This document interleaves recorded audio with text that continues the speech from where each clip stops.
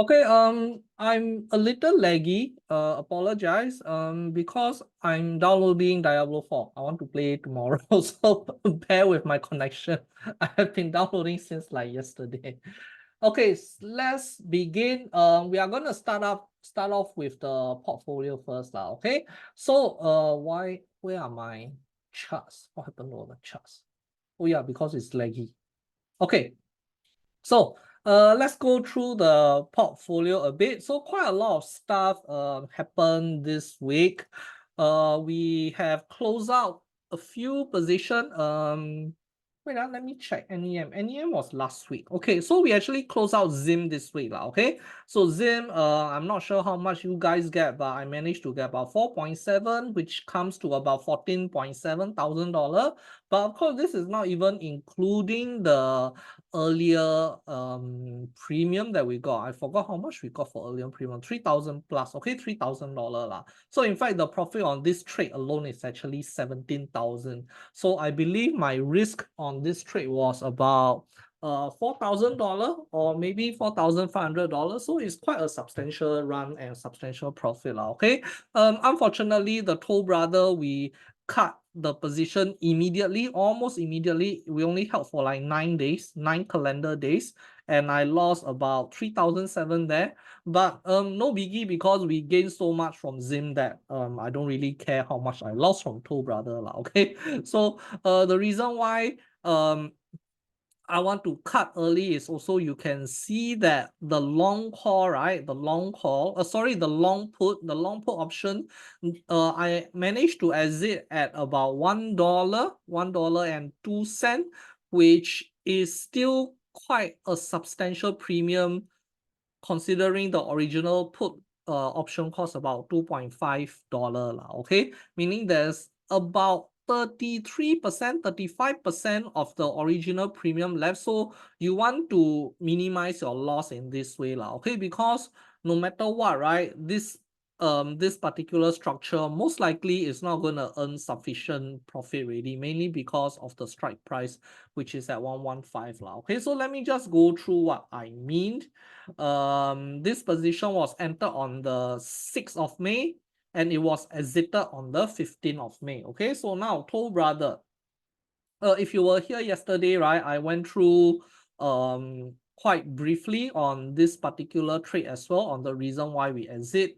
So we entered, I believe, on this particular red candle here, 3rd of May, and then we entered the next day, okay, which was a Monday, 6th of May. And then after we entered, it kind of like went sideways a bit, and then on the inflation data, Toll Brother actually gap up all the way. So now the original strike price is at 115, okay? So from our original entry to 115 is only about 8% down, which is doable, But after the big rally, right, after the big gap up, in order to hit 115, you are actually looking at 14% down, which is a little bit hard for Toll Brother lah. Okay, so now this is not even the TP level, this is just the strike level.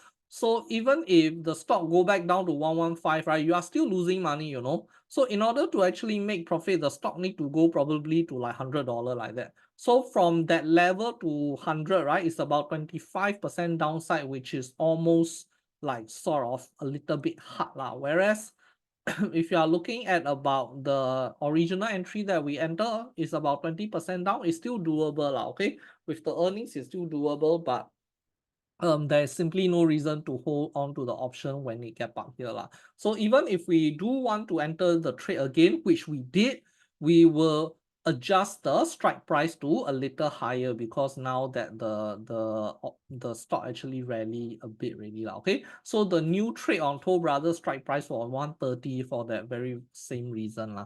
Okay guys, so sometimes we have to, there's a lot of things we need to look at lah. You cannot simply just hold because you want to hold, or because you feel like still got chance, this and that. Option is a very tricky business lah. Okay, so Toll Brother lost about 3,007, so overall still a net profit lah. Okay, so now we enter a bunch of trade this week. We enter McDonald, we enter Adobe, we enter Palantir, and we enter Toll Brother again, second round. And for the second round, Sorry, this should be 130. The second round, the strike price was 130. Okay. So if I were to remove this remove this four position that I have been holding for a very, very long time. These are all four bullish position. Okay. If I were to remove them from my portfolio because they have they don't really contribute much. Okay. You can see that currently right now I'm actually a neutral portfolio for bullish and for bearish. Okay. So I'm adopting a neutral stance. And of course, thankfully on Friday itself, or Friday, not just Friday, but the earnings of on holding, and Wednesday, Thursday, Friday on holding actually rallied like crazy. It went up about 25% within last week. So because of that, right, my on holding finally it is able to hit the TP level of 37.5. So it is currently in profit about $8,400. Of course, the covered call is losing money, okay, but nonetheless, it is still a net profit about 6,800. So this 6,800 is just the net profit on the stock position alone. However, right, on the overall, the total profit on holding, right, is actually close to about 15, 16, or even $17,000 because we have gotten so many round of premium from covered call. I'm not sure how many covered call we have. I believe about 4 or 5. And on top of which we also had 2 round of cash secured put option, which add another $3,000-4,000 to the entire profit. Okay. So where like on holding, yes, it may still be bullish, break the resistance, but personally for me, right, I think I have enough profit from on holding now. And by being able to exit out this position, right, I'm also cutting my risk on the long exposure. I don't want too many long. Okay. So by cashing out, I believe is a good decision. So next week, I am simply gonna just exit on market open. I don't care what happened to the market. I'll just exit on market open. If the cover call take loss, then take loss, so be it. But I will still get quite a big profit from on holding now. Okay. So now you can actually see due to ZIM, right, my portfolio is now back to quite a healthy level, up about 16.24%. On top of which my open position is very healthy at 5.77% also. So if you want to sort of like include everything, right, currently my total position is about 21%. I'm up about 21% for the year. Okay, so we are very close to June already. We are going to June soon. So within the 6 months, up about 20%. Hopefully in the second half of the year, I can add another 20-30%. Then maybe I could return 50% for the year, which I believe is quite a good performance for a trading portfolio. Okay, so now aside from that, right, I don't really have a lot of updates. So BXMT is still there. I will still hold on to it. It is in July, expiration in July. So, and in fact, it is still doing sort of like quite okay. So what I am going to wait for is the next earning. Okay. So I do hope that next earning it can sort of like crash substantially. Where's the next earning? Oh my god, the next earning is in 24 July. Okay, I don't think I don't think we're gonna make it. But still, for BXNT, right, it's fine. If we don't meet the earning, it's fine because this is a REITs, it's a real estate investment trust. So there are a lot of catalysts coming up. For example, the June FOMC will be the one big catalyst, and of course all the inflation data are also catalysts. Okay, so we do have sufficient catalysts to push this down. I don't need to wait for July, but if let's say if I am able to exit this with a very small profit, I can probably restructure again for a longer expiration. So that's something to keep in mind. Okay. So TLT, right? Initially, we were kind of in a very big profit, but for the last 2 days, Thursday and Friday, right, the yield kind of like recovered a bit. So let's take a look at the 10-year yield. Okay. So on Wednesday, when CPI came out, TLT, the yield crashed. which makes our TLT go insanely profitable. After that, Thursday and Friday, the yield actually recover. So you can see TLT sort of following a similar fashion. Okay. So on Wednesday, we have a very big gap up, and then Thursday and Friday, it come back down. But this kind of price action, right, is quite common for TLT, okay? So I'm not really panicking about it. I mean, the position not in big profit anymore, but it is still in a green level. So I will still continue to hold on to this now, okay? So TLT, yes, we are facing a bit of downside, but I do believe that it can eventually recover, especially with the June FOMC as a catalyst and among other stuff also. The other one is McDonald. Okay, McDonald is a bit not doing that great, even though the stock is going sideways, right? It's not really doing good, mainly because it is a ratio, okay? It is a ratio, it's a 2:1 ratio. Of course, if you are holding a stock position, which I believe most of you are holding the stock position because the option price is somewhat expensive for a ratio, because it will cost you like minimum $1,000 risk, which is actually quite high, okay? So I do believe that most of you are doing stock position, but for the rare few who will have the option position, right, I am actually considering making this 1-to-1, meaning to say I may add another 5 short contract to make it a 1-to-1, okay? So depending on how many contract you have, right, you can do similar thing. If you have 2:1, then you can add one more contract. If you have 4:2, then you can add 2 more contracts. So if you are option trader, you should know what I'm talking about, okay? So mainly to get some premium, okay? It seems like it is going sideways. So if it's going sideways, right, then we might as well collect some premium. So I'm kind of looking at the original short lay is in July, right? But the subsequent 5 contract, I'm thinking of June. Okay, I'm thinking of June, but we shall see how long. Okay, so that's for McDonald. And then we have Adobe. So Adobe somewhat doing okay, because I don't know, for whatever reason there was like a intraday crash like that happened on, I believe, Thursday. Like you can see somewhere here, there was like an intraday crash. I'm not sure what's going on over there. It's like within a very short period, it just went down. Yeah, within a very short period, just like zoom, and then after that it recover lah. But I still think there's a lot more downside to come lah. Okay, so for Adobe is doing well. I think hopefully this is the lower high lah. Okay, and it can just go down some more lah. So Adobe, and then Palantir is, I believe, it's the most latest trade. It is a very simple trade lah. We just want some exposure to a long growth AI tech company lah. Okay, and Palantir fits the bill lah.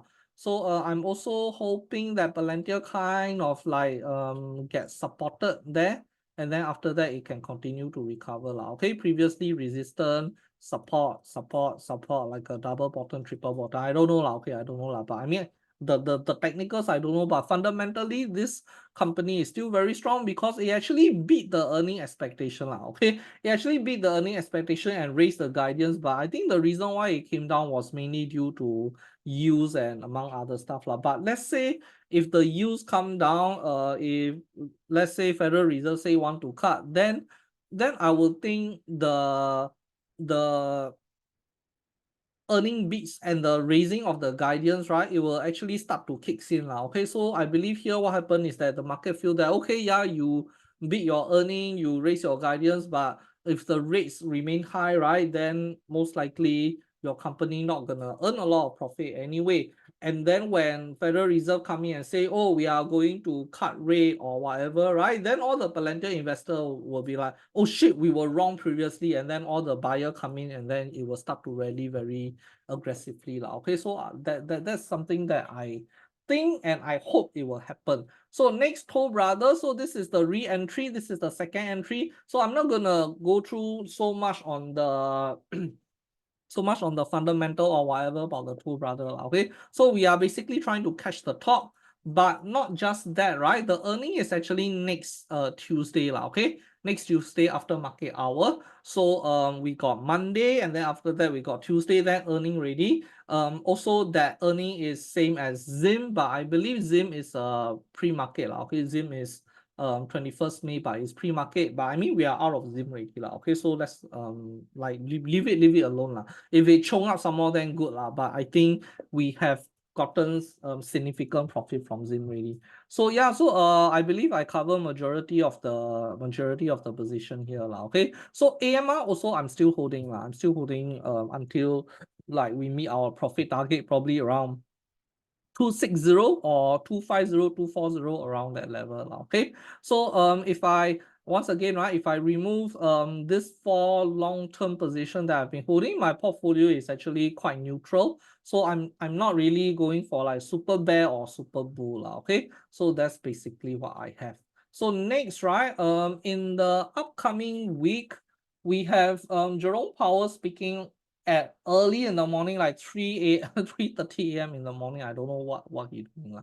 Okay, and then after that we got a lot of federal members speaking.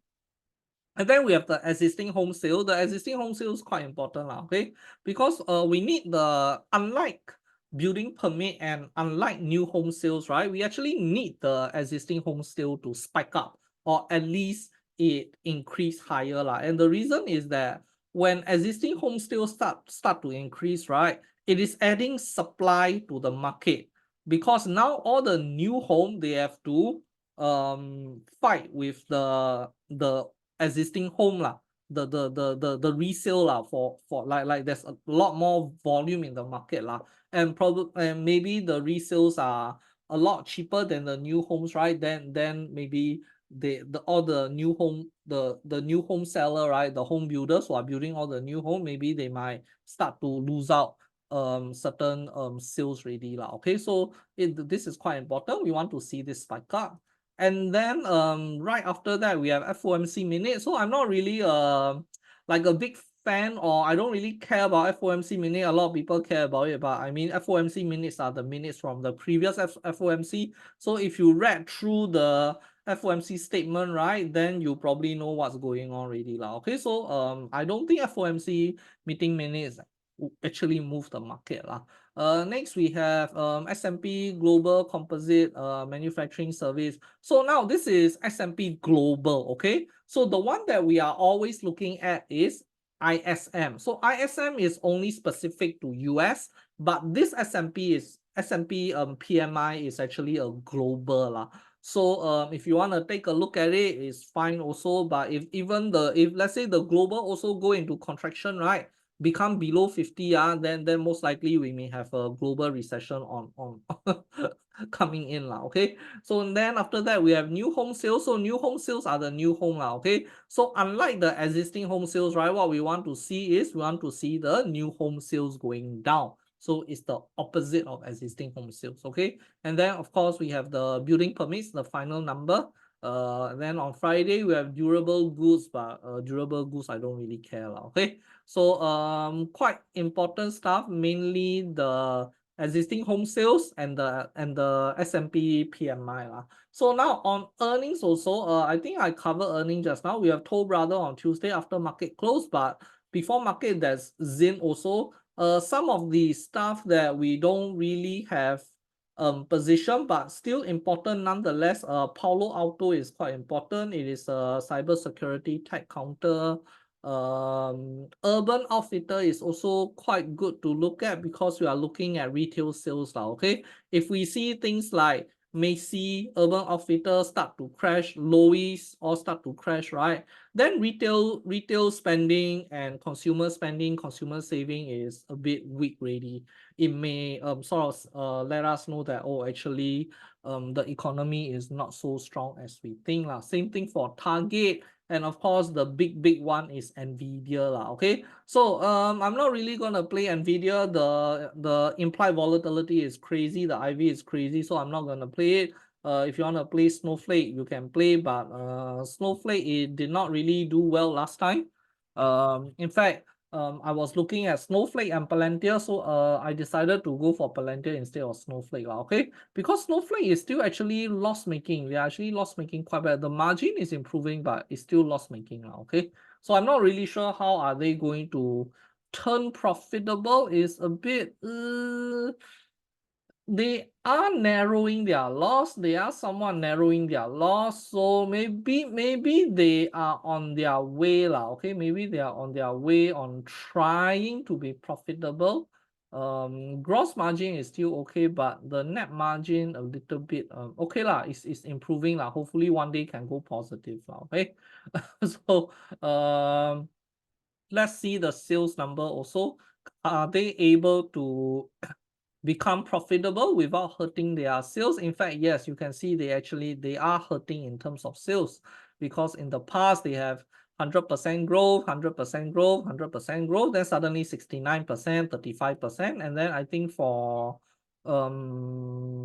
this is 2023. So I think for 2024, right, we shall see how 2024 goes lah, okay? But the revenue growth is actually dropping because if they are going to cut their expenses in terms of marketing, client acquisition, all this, right, then definitely the revenue will suffer lah. But then again, right, considering that we are in a very high interest rate, it may be good to focus on cash flow and profitability rather than trying to grow your customer base lah. So if they eventually become profitable, right, I believe that the potential for rally is quite high lah, because it's actually at the rock bottom right now. But I mean, who knows? Who knows? It can go down some more because they bomb their earning. I don't know lah. Okay, but at this level, I think if they can become profitable, the upside is actually quite big. It was the similar case for Palantir lah. Okay, it was a similar case for Palantir. So the Palantir back then it was like around five like $6 like that, and in fact our first entry was actually somewhere around $6 at somewhere around here. This was our first Palantir entry at $6.40. We actually caught it at like the rock bottom, like really the rock bottom. It was like this price here. It was basically this price here lah. Okay, so we have Palantir already, so I don't really want to play Snowflake lah. The rest, maybe Elf Beauty also. We had I mean, we don't have Elf Beauty, but we were actually looking at Elf Beauty for a very long time. And then on Thursday, not a lot. We got Ross Store, which is and Deckers Corporation, Ralph Lauren. So all these are retails lah. Okay, retails. And then we have Workday and Intuit, which are the tech.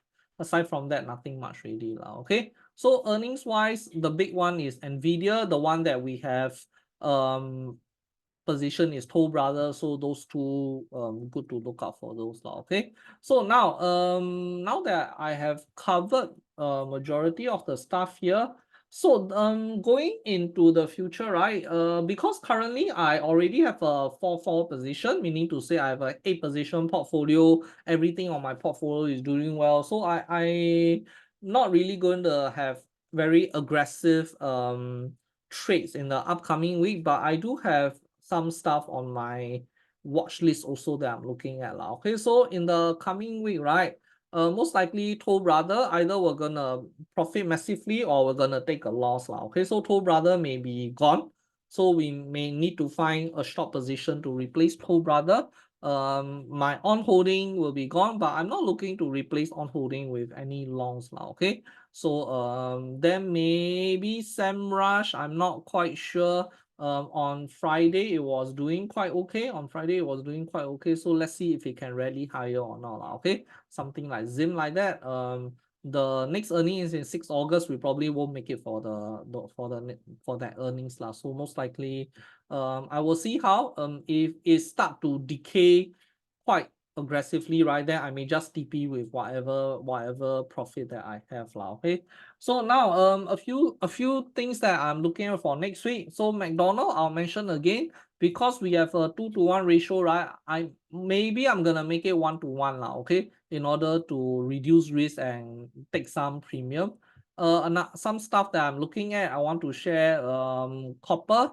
So now recently, just a few days ago, I am finally given permission to trade futures, actual futures, not the BD CFD futures, the actual futures. Meaning to say, if I let the future expire, I'll probably have like one big barrel of oil coming to my place, or a few ounces of gold coming to my place. But not only that, I'm able to trade future options also. But anyway, because I most of you probably not able to trade future options, right? Whenever I take those trade, I'll probably will not share lah. But nonetheless, copper is actually doing very, very well. Compared to other metals, like steel, aluminum. And one of the reason is that there, like, if you look at the copper mining around the world, right, the volume is not so much. The volume is actually not so much because a lot of people are mining all the stupid EV stuff lah, okay, like nickel lah, lithium lah. Then like everybody forgot about copper, and then now copper is actually in short supply lah. So if you are observant enough, right, if you think that, oh, EV boom is coming, wow, Tesla lah, BYD all sales very good, and then you go and buy things like the nickel ETF, or you go and buy lithium, actually you probably lost a lot of money because everybody thought the same. In fact, there are so many lithium miners around the world that the lithium prices are crashing now. Okay, so because of that, if you have invested in all those EV metals, okay, I'll call it the EV metals, they are not really doing that well, and now the entire world forgot about the basic metals such as copper lah. Okay, so now copper, there are some copper mining counter on the US, and one of the bigger one is the Freeport McMoran lah. Okay, so for Freeport, it already rallied quite substantially, but I do think it can go higher lah. Okay, I do think it can go higher. So I'm not sure how do I want to go about trading this. If you want to trade a stock position, right, probably you may want to retrace, or you just go in a bit of a position here, and if it does retrace, right, then you can buy the rest of your position at a lower price lah. Okay, so for example, I may enter 50% here. If it goes up, then okay lah, you earn something lah. But if it goes down, then you average down with the other 50% lah. Okay, another way is we can play the cash secure put, but the cash secure put not really very profitable lah. Okay, so another way is to do like some funny calendar spread where I'm not sure. I have to work it out. Okay, I have to work it out. But I do think this has quite I would say quite a good upside to this. Okay. Freeport McMoran. But aside from that, I don't really see any other copper mining stock already lah. So this is a long position. And on the short side, right, ArcBest. So we gone through ArcBest, we gone through ArcBest 2 weeks ago on the Friday webinar on 3rd May. On the Friday webinar on the 10th May, we actually went through ArcBest because we were looking at transportation and trucking lah. Mainly because if, let's say, things are doing very bad, retail spending is bad, let's say we see all the earnings come out, Macy not doing well, Urban Outfitter not doing well, Toll Brother not doing well, then it's highly likely that ArcBest will probably continue to face trouble in the future lah. Because if the sales are down, right, then there is less transportation of goods around the country. So not only that, ArcBest itself already experiencing some decrease in their delivery weight lah. Okay, the delivery tonnage lah. So in fact, the stock already dropped quite substantially on the earning, but I do think this weakness is going to sort of not go away, and then we may see further downside lah. Okay, so ArcBest, I was working out the option, and it's a little bit tricky to play also, the option. So let me work out, give me the weekend to work it out to come up with a good option position for this lah. Okay, if not, we can simply just play a stop position also similar to what we have for AMR. Another counter is definitely Newmont. So Newmont we may want to play again. So as I mentioned, right, I'm still very, very bullish on gold, and I think gold also have a lot higher potential to go lah. So Newmont, I may consider playing this also. If not Newmont, then maybe GLD lah. Okay, but I will prefer to play Newmont. If you don't like Newmont, right, actually AEM is also quite good. So this is AEM on the US market. Agnico Eagle Mine is a gold miner, not the AEM on the Singapore market. Okay, not this one. So AEM is also doing relatively strong. Okay, so these are all the US gold miner that is sort of doing very, very well. And for those who are on Facebook, I'm sure you have seen my post on the Singapore listed gold miner, but I believe they are gold mine are in Indonesia lah. Okay, Indonesia and Malaysia if I'm not wrong, but I think mainly Malaysia. So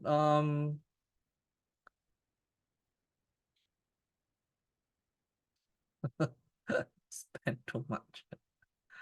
Okay, so CNNC gold mine, if you look at it, how pathetic is it? It has been sideways since 2021. Gold have gold have actually made triple top, and then it has broken out of the triple top in that same year. So Singapore stock quite jialat lah, quite jialat lah. Like you can see within that period, right? Gold actually made a triple top, and then it broke out of the triple top, but that stock just flatline like dead already. Okay, so let's summarize for what I have covered today. The main one is McDonald option holder. Instead of a 2:1 ratio, I will just turn it into a 1:1 ratio. Of course, if you are holding the option, then you just wait for tomorrow, for Monday lah, okay, or Tuesday. I see how the option prices are lah. And for the on holding people, Monday I'm gonna just cash out lah, okay. But if you feel that there is still more upside, you don't want to cash out, you want to hold, you can try to probably hold until the June expiration.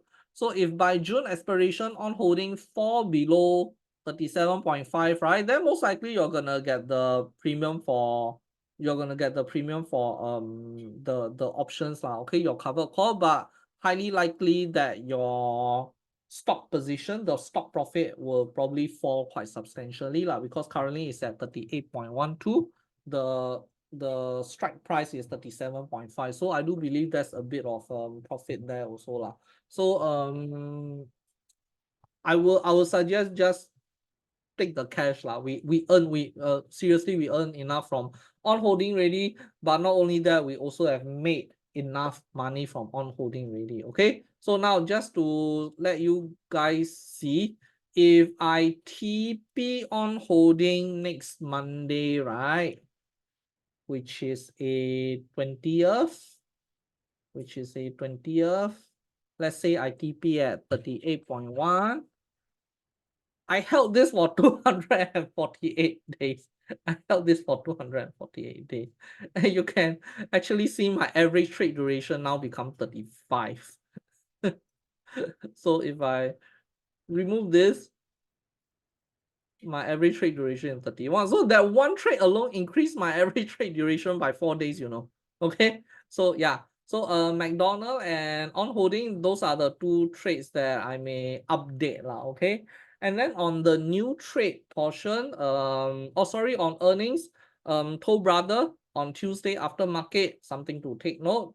And of course Zim also, but I do believe we all TP Zim already lah, okay. So don't really have to care about Zim. And then on the new trade, right, copper, Freeport McMoran, for copper stocks.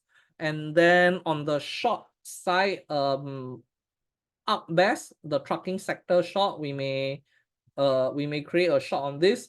And then on the long side, probably we may take another position on gold lah, okay. So now before we take the position on gold, right, I will probably wait for Toll Brother earning first. and we see how to take it from there lah. Okay, because Toll Brother is a hedge against lower yield. So if we are going to lose money on Toll Brother, right? I don't think we should add the gold trade lah, because we already got TLT. So it's something that I want to balance a little bit also lah. Okay. So now with all this said, right? For those who missed out yesterday webinar, I want to mention a few things. The first thing is that yesterday I mentioned that there was a public event that we are going to have on 21st. So the last time I checked, the ticket sold out already. So yeah, the ticket actually sold out already lah. Okay, so I'm so sorry for those who are not able to get the ticket, because we only have 20 slot when I posted yesterday. And then on Sonic side, he is also posting lah, so most likely it's gonna sold out very fast lah. Okay, but not to worry, right? In the future, we are going to have a lot more webinar, seminar, and talks at City Index lah. So if you are interested, one way you can support, one way you can come for all these free event, for free insight, free food, mingle, is to sign up for a brokerage with City Index lah. Okay, so if you are looking to sign up, don't straight away go to their website. Please come and sign up using my link, so that I can actually get things like I can rent the room for them for free, or they can provide us with like a buffet. So City Index will cover the cost lah. Okay, and then we can have more frequent meetup lah. Okay, so this is something that you can do to help out the channel and our community. Okay, so after that, the other one, for those who did not come yesterday, you can actually go to our Nimbus Capital Solution webpage. So I'm actually looking for a Forex scalper. So we are seeking experienced Forex scalper to manage a corporate account with substantial fund location. So we are looking at a 6-digit funded account lah. Okay, so we are not like trying to suka trade, but we are actually have quite a substantial fund on this. So this is not a full-time position. You can operate on your own time as long as you meet the daily and weekly trade volume requirement. So the requirements are pretty basic. You need basic Forex quantitative knowledge, such as leverage calculation, lot sizing, risk calculation, how to look at swap interest, and basic hedging lah. Okay, I don't need you to do complicated hedging, but basic hedging, as long as you understand, is sufficient enough. So experience, you must have a live Forex account with 3 years of profitable trading history. But I don't need you to be super duper profitable. As long as you don't lose money, that is sufficient enough, because the purpose of this position is not to get profit, but to generate volume, but to churn volume lah. Okay, but of course, if you get profit in the process, then that's good lah. And also on your personal account, right, you should have at least your personal account should be minimum balance of 30,000 US dollar. So if let's say you have been profitable for like 5-6 years, but your account is like $1,000, then that will be not considered lah, because we are looking at certain skills on how you can manage a bigger account in terms of risk and hedging lah. Okay, so the main thing we are going to look at is how you manage your risk, rather than how much money you are making. If you make crazy amount but you are taking crazy risk, right, then it's definitely not gonna be selected also lah. Okay, so now the important one, trade volume. So the purpose of this is to generate trade volume. So you must be able to generate 30 to 50 trades a day, or 200 trades per week, because as a scalper, you are going in and out. Okay, so this is the volume that we will expect. So your role expectation, very simple. You'll be provided with a corporate account and expected to generate a high trade volume without incurring significant loss. Of course, best you don't incur any loss lah. Since this is a corporate account, right, there will be certain restriction placed on your risk management also lah. Okay, so now profit generation is a bonus, but the primary goal is to maintain volume, akin to the role of a market maker. So you are basically acting like a market maker. You just want the volume to be in and out. So compensation, of course, if you are interested, come find me. We can talk about actual numbers. but your earning will be based on the volume that you generate and a percentage of any profit that you achieve lah. Okay, so let's say if for the month you achieve like 7,000 USD profit, then of course you are definitely going to get a cut of it lah. Okay, and we will be quite generous with the cut also lah. But once again, the focus is not on the profit, but rather the volume. If you can generate more volume, right, then your compensation will be higher also lah. Okay, so how to apply? If you are interested, if you meet all the basic criteria, you can drop me an email at zawoo@nimbuscapital.info, or you can private message me on this Facebook business account, or you can just drop me a message on